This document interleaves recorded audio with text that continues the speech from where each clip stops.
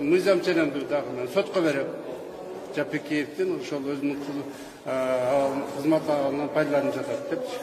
Анан кийин экинчиден эң негизгиси айтып коеюн.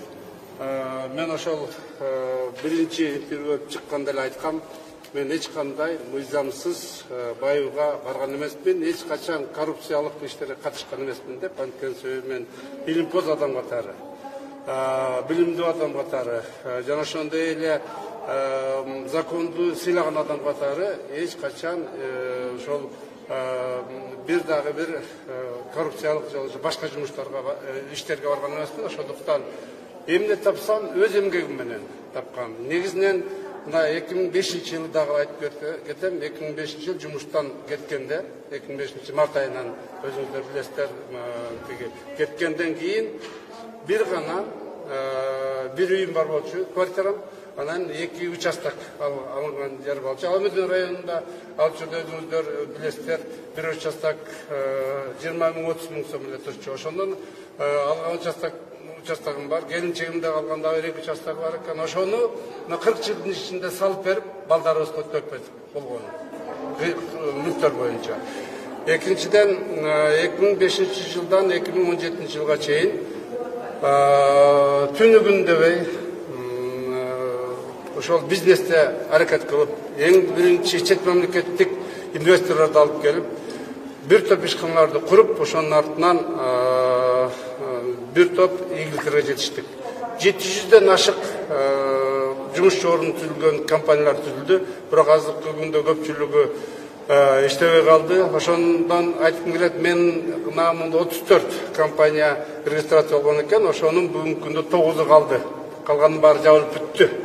Болгондо да калгандардын ичинен 2-сү общественный фонд, 3-сү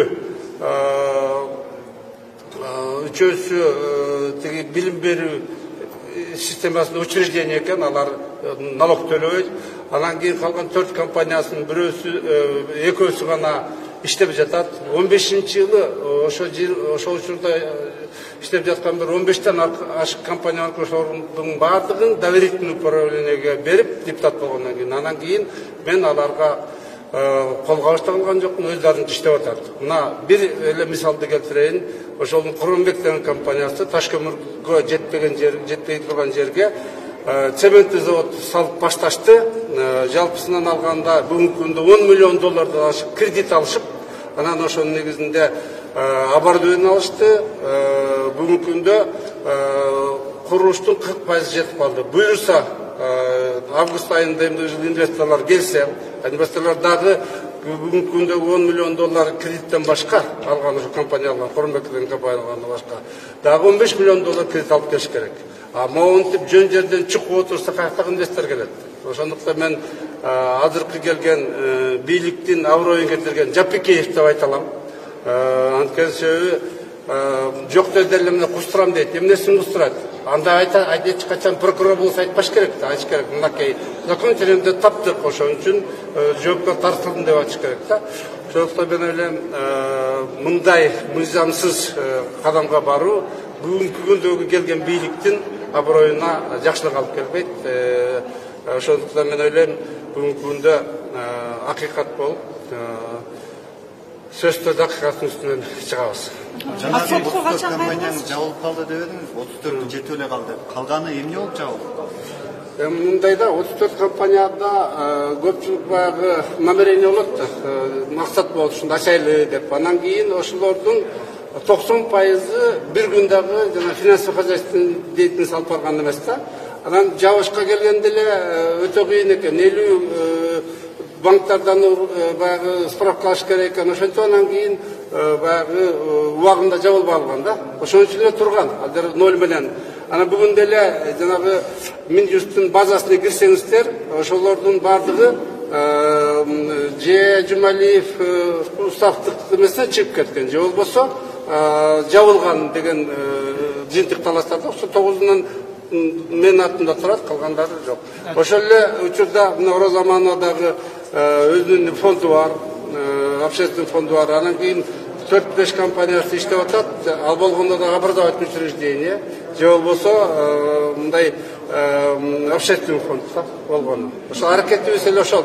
Роза Мановна жакшы сыңар Кыргыз элине эмгек сиңирген эл адам. Бирок мен айтып атам, ушу билим берүү жагынан колго ишкыл деп, анан кийин бүгүнкү күндө иштеп жатат, өзүнүн турусун иштеп атат. Ошондуктан жөн жерде мени тандабашса керек булар. Мурдагы бийлиги болобу, буна азыркылар болобу, ошо баягы кыргыздын интеллигенциясынын аброюн түшүрөйүн деген максат болсо керек да. Мен бүгүнкү күндө 100% айта алам. Мен мамлекеттик кызматта иштеп жүргөн учурда бир дагы мыйзамсыз баюуга жана ошондой эле бизнеске бир дагы иштеген эмесмин. Анткени себеби мен законду уккан кишимин. Сотко качан кайрыласыз? Мен адвокаттар бүгүн эртең даярдап атышат, сөз кайрылабыз. Бүгүн эртең кайрылат ошондо. Бүгүн эртең даяр болор менен. Жапкеевдин жеке кызыкчылыгы бар деп ойлойсузбу? Кызмат алган. Мен деле аны ойлобойм, мындай жеке адам катары мага бир экөөбүз эч качан талаш тартышка түшкөн адам эмеспиз, бири-бирибизди тааныбайбыз. Анан ошол башка бирөөлөр ушундан баштасаң, ушуну айтсаң болот деп бир туура эмес информацияны берип койгон, ошонун артынан айтып жатса керек деп ойлойм. Ал сизге соттун чечими менен төлөнүп берилдиби? Акча каражаттын берилиши бар беле? Кайсынчы? 10 000 сом. 10 000 сомду мен тиги Беловодский, мен адвокатына заявление берген, Беловодский детдомго берсин депчи. Ал жака да төлөнгөн жок, иште аткарылган жок, ошондуктан ал ишке аша элек. Сизден 1-2 суроо